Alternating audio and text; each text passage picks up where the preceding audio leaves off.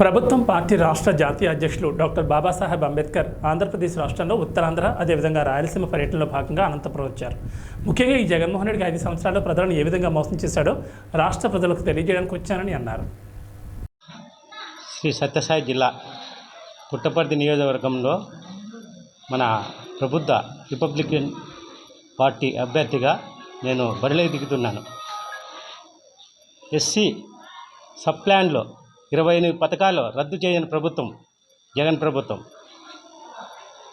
అంబేద్కర్ విదేశ విద్య పేరుతో అంబేద్కర్ పేరునే తొలగించిన పార్టీ ఈ జగన్ పార్టీ.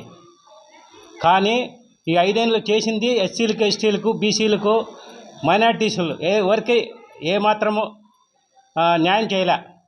కాబట్టి ఈ ఎలక్షన్లలో తప్పకుండా ఈ జగన్ ప్రభుత్వాన్ని సాగనంపేకి మేమంతా సిద్ధంగా ఉన్నాము. పుట్టపర్తి నియోజకవర్గం నుండి నేను బరిలో దిగుతున్నాను ఈ పార్టీ తరఫున. జై భీమ్. సార్, నా పేరు రాంబాబు. అనంతపురం జిల్లా urban Prabuddha republican party MLA క్యాండిడేట్గా పోటీ చేస్తున్నాను. అది ఏపీ యునైటెడ్ ఫ్రంట్ అంటే పోటీ చేస్తున్న అభ్యర్థులకి మీ విలువైన ఓట్లు వేసి గెలిపించాలని, తర్వాత మన డెమోక్రసీని కాపాడాలని విజ్ఞప్తి చేస్తున్నాను. Okay, thank you. అందరికీ నమస్కారం. నా పేరు దాసరి చెన్నకేశవులు, ప్రబుద్ధ రిపబ్లికన్ పార్టీ రాష్ట్ర అధ్యక్షుడిని. మా జాతీయ అధ్యక్షుల వారు డాక్టర్ బాబాసాహెబ్ అంబేద్కర్ గారి మనవడైనటువంటి భీమారావు యశ్వంత్ అంబేద్కర్ గారు. మిత్రులారా, ఆంధ్రప్రదేశ్ రాష్ట్రంలో ఉత్తరాంధ్ర అదేవిధంగా రాయలసీమ పర్యటనలో భాగంగా ఈరోజు అనంతపురం రావడం జరిగింది. ముఖ్యంగా ఈ జగన్మోహన్ రెడ్డి గారు గత 5 సంవత్సరాల్లో ప్రజలను ఏ విధంగా మోసం చేశాడో రాష్ట్ర ప్రజలకు తెలియజేసుకుంటూ వస్తూ ఉన్నాం. ఇప్పుడు బీసీలని జగన్మోహన్ రెడ్డి గారు ఏ విధంగా మోసం చేశారో మీకు వివరిస్తా.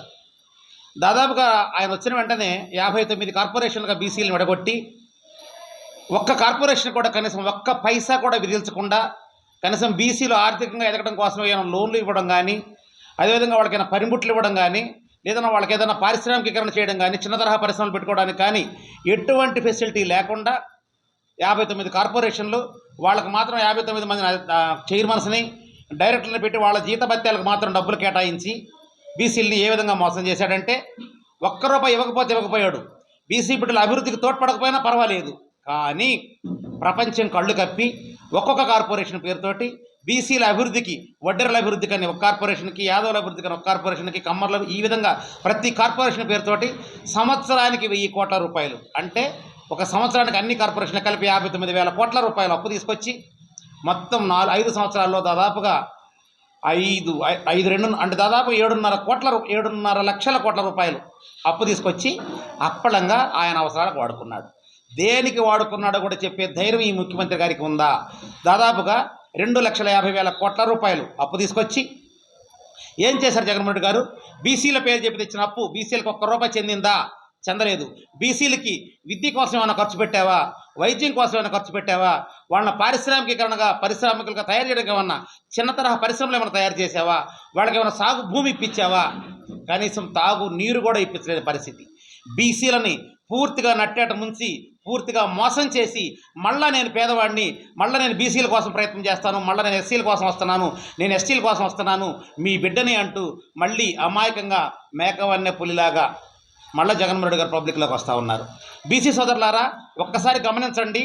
ఈ జగన్మోహన్ రెడ్డి ప్రభుత్వాన్ని ఈసారి కనుక మనం ఇంటికి కనుక పంపించకపోతే ఈ ఆంధ్రప్రదేశ్ రాష్ట్రం అప్పుల్లో కూరుకుపోవడమే కాదు, పూర్తిగా తాకట్టమయమైపోయి రాష్ట్రంలో మనం బతకలేని పరిస్థితి ఏర్పడుతుంది. మన బిడ్డలకు భవిష్యత్తు అనేది లేకుండా చేస్తాడు. విద్యను పూర్తిగా ప్రైవేటీకరణ చేసి నేను అమ్మఒడి ఇస్తున్నాను మీకు, బీసీలకి ఏం చెప్తున్నాడు? నేను మీకేం కావాలి అమ్మఒడి ఇస్తున్నానని చెప్తున్నాడు. అమ్మఒడి ఇచ్చేది 13,000 రూపాయలు. ఒక బిడ్డ చదువుకోవాలి అంటే ఎల్కేజీ బిడ్డకే దాదాపు 3,000 రూపాయలు తీసుకుంటున్నారు, బస్ ఫీజు, ట్యూషన్ ఫీజు కలిపి. అంటే సంవత్సరానికి 36,000 రూపాయలు. నువ్వు 13,000 రూపాయలు ఇస్తే మిగిలిన 23,000 రూపాయలు ఎవరిస్తారు? అదే 2 బిడ్డలు కనుకుంటే దాదాపు 59,000 రూపాయలు ఎవరిస్తారు? 60,000 రూపాయలు వాళ్ళ ఇంట్లో కూలి డబ్బులు తీసుకొచ్చి కట్టుకోవాలా? సరే, అందరితో కట్టుకుంటారంటే వాళ్ళని ఏ విధంగా దోపిడీ చేస్తావు నువ్వు? మళ్ళీ ప్రతి బీసీ కుటుంబం అయితేనే, ఎస్సీ కుటుంబం అయితే ఎస్టీ కుటుంబం అయితేనే ప్రతిరోజు 1 క్వార్టర్ మంది తాగాల్సిందే ఇంట్లో వాళ్ళు, పేదవాళ్ళు. 200 రూపాయలు దోచుకుంటున్నావు అంటే నెలకు 6,000 రూపాయలు, సంవత్సరం 72,000 రూపాయలు, దాదాపుగా 72,000 రూపాయలు, 60,000 రూపాయలు, 1,32,000 రూపాయలు వాళ్ళ దగ్గర నువ్వు నిలువున దోచుకున్నావు 2 రూపాయల్లోనే. ఇక పెట్రోల్ భారం ఎంత? కరెంటు బిల్లులు అయితే 6 సార్లు పెంచావు, దాదాపుగా 600 రూపాయలు వచ్చే కరెంటు బిల్లు ఈరోజు 3,000 రూపాయలు వస్తుంది. 6 సార్లు కరెంటు ఛార్జీలు పెంచావు. నువ్వు పెన్షన్ ఏంటి? బస్ ఛార్జీలు పెంచావు, పెట్రోల్ రేట్లు పెంచావు, డీజిల్ రేట్లు పెంచావు, పప్పు ఉప్పు రేట్లు కూడా 300 రేట్లు పెంచి కూర్చున్నావు. ఈరోజు సామాన్యుడు బ్రతకలేని పరిస్థితి వస్తే నువ్వేం చేస్తున్నావు? నేను అమ్మఒడి ఇచ్చాను, ఇంకా నేను చేయూతనిచ్చాను, ఇంకేదో నేను ఆపన్న హస్తం ఇచ్చాను, వాహన మిత్ర ఇచ్చాను, ఇవి చెప్పుకుంటూ తిరుగుతున్నావు తప్పిస్తే మీరు ఆర్థికంగా ఎదగడానికి, మీరు గౌరవంగా బ్రతకడానికి, మీరు డబ్బులు సంపాదించుకోవడం కోసం ఈ ప్రణాళిక చేశాను, మీ పేదరికాన్ని పోగొట్టుకోవడం కోసం నేను ఈ పథకం తయారు చేశాను, దీని ద్వారా బీసీలంతా పైకి ఎదుగుతారు, దీని ద్వారా ఎస్సీలంతా బయటకు వస్తారు, దీని ద్వారా ఎస్టీలు ఎదుగుతారు అని నువ్వు చెప్పడానికి ఏమైనా ఉన్నాయి జగన్మోహన్ రెడ్డి గారు? కనీసం తారు రోడ్డు మీద కూడా తట్ట మట్టి వేయలేని పరిస్థితి. నువ్వు గుంటలుగా 4.5 సంవత్సరాల పాటు ఎంత నరకయాత్రను ఇచ్చారో ప్రయాణికులు అందరికీ తెలిసిన విషయమే. మిత్రులారా, ఒక్కసారిగా అన్ని గుర్తు చేసుకోండి. ఇప్పుడు రోడ్ల మీద ఏదో మట్టేసాడని చెప్పేసి మర్చిపోవద్దు. ఆయన ఏదో నేను 10 సంవత్సరానికి మీ ఇంటికి 1,00,000 రూపాయలు వచ్చినాయా, మీకు 70,000 వచ్చినాయని చెప్పి వాలంటీర్ వచ్చి అడుగుతున్నాడు. 70,000 1,00,000 రూపాయలు కాదు రావాల్సింది. బీసీ సప్లై ద్వారా ప్రతి బీసీ కుటుంబానికి 2,50,000 రూపాయలు రావాలి, ప్రతి ఎస్సీ కుటుంబానికి 2,00,000 రూపాయలు రావాలి, ప్రతి ఎస్టీ కుటుంబానికి 1,50,000 రూపాయలు రావాలి. ఎస్టీ సప్లైను, బీసీ సప్లైను, ఎస్సీ సప్లైను కనుక అమలు చేసి ఉంటే మీ ఇళ్ళకి వచ్చినాయా అడగండి. లేదు ఓట్లకు డబ్బులు ఇస్తామని చెప్పి వస్తున్నారు. ఇప్పుడు మళ్ళీ వాళ్ళు 1,000 కోట్లు దోచుకున్నారు. దాదాపుగా 10 లక్షల కోట్ల రూపాయలు అప్పు చేసి 2,45,000 కోట్ల రూపాయలు మాత్రమే బటన్ నొక్కి మీ అకౌంట్లో వేసింది జగన్మోహన్ రెడ్డి. మిగతా 7,50,000 కోట్లు ఏం చేశాడయ్యా అంటే ఎన్నికల కోసం దాచిపెట్టుకున్నాడు. ఇప్పుడు ఓటుకు 1,00,000 రూపాయలు ఇస్తాడంట. కాబట్టి ఓటర్లారా, జగన్మోహన్ రెడ్డి మనుషులు కానీ ఏ పార్టీ మనుషులైనా సరే మీ దగ్గరికి డబ్బులు ఇస్తాం మేమని కనుక వస్తే ఓటుకు 1,00,000 రూపాయలు అడగండి. మీ ఇంట్లో 5 ఓట్లు ఉంటే 5 లక్షల రూపాయలు తీసుకొని ఓటేయండి. మీ ఓటుని 5 లక్షల రూపాయలు తీసుకున్నా సరే ఓటు మాత్రం ఏపీ యునైటెడ్ ఫ్రంట్ అని చెప్పేసి ప్రజాస్వామ్యవాదులందరూ కలిపి, ప్రజాస్వామ్యం ప్రమాదంలో పడింది, ప్రజల యొక్క భవిష్యత్ అగమ్యగోచరంగా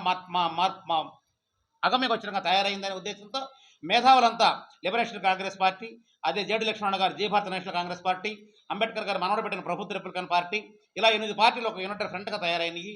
వాళ్ళ దగ్గర 1,00,000 ఇచ్చినా తీసుకోండి, ఓట్లు మాత్రం ప్రభుత్వ రిపబ్లికన్ పార్టీ లేదా ఏపీ యునైటెడ్ ఫ్రంట్ అభ్యర్థులకు వెయ్యండి.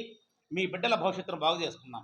సామాన్యుడు చట్టసభలకు పంపించడం కోసం, భారత రాజ్యాంగం ఫలాలు పేదవాడికి అందించడం కోసం, అదేవిధంగా ఉచితంగా విద్యా వైద్యం అందించడం కోసం, ముసలి వాళ్ళకైతేనేమి, వికలాంగులకైతేనేమి, ఒంటరి మహిళలకైతేనేమి పెన్షన్లు వాళ్ళు ఇచ్చే 100 రూపాయలు, 1000 రూపాయలు, 3,000 అప్పులు తీసుకొచ్చిస్తున్నారు. 4,000 ఇచ్చినా కూడా లక్షల కోట్ల రూపాయలు పెన్షన్ల పేరుతో అప్పులు చేస్తున్నారు.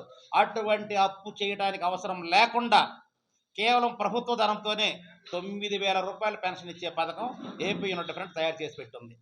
ఒక్కసారి మీరు ఆలోచన చేయండి. అప్పులు చేయకుండా ఆంధ్రప్రదేశ్ని ఏ విధంగా అభివృద్ధి చెందాలి, అదేవిధంగా అప్పులు తిరిగి చెల్లించడం మొదలు పెట్టాలంటే ఏపీ యునైటెడ్ ఫ్రంట్ అభ్యర్థులను గెలిపించండి, ప్రభుత్వ రిపబ్లికన్ పార్టీని సపోర్ట్ చేయండి. అంబేద్కర్ వారసులారా, బీసీ, ఎస్సీ, ఎస్టీ, ముస్లిం, మైనార్టీ సోదరులారా, ఒక్కసారి మీరు ఆలోచన చేసి మన బిడ్డలకు బంగారు భవిష్యత్తు వెయ్యాలి అంటే ఈ జగన్మోహన్ రెడ్డిని అత్యవసరంగా దించాల్సిందే.